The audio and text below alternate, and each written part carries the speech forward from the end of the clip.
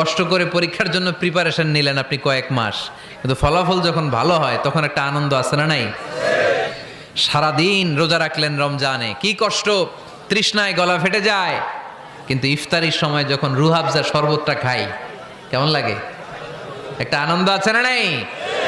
এজন্য আল্লাহ বললেন فإن مع العسر يسرا إن مع العسر يسرا।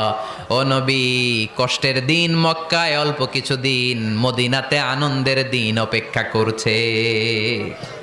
আমাদের জীবনে যদি দুঃখ কষ্ট আসে আমরা ধৈর্য ধরবো, তাওয়াক্কুল করবো একজনের উপর, তিনি কে? কারণ আমরা বিশ্বাস করি কষ্টের দিন এটা চিরকালের জন্য নয়, সামনে আনন্দের দিন আমাদের জন্য সেট করে রেখেছে কে? তাহলে আমরা সূরাতুল ইনশিরাহ থেকে 3টা নেয়ামতের বর্ণনা শুনলাম, বিশ্বনবীকে কি সান্ত্বনা দেয়া হলো সেটা শুনলাম। এবার 2টা গাইডলাইন শুনে তাফসীর আমরা শেষ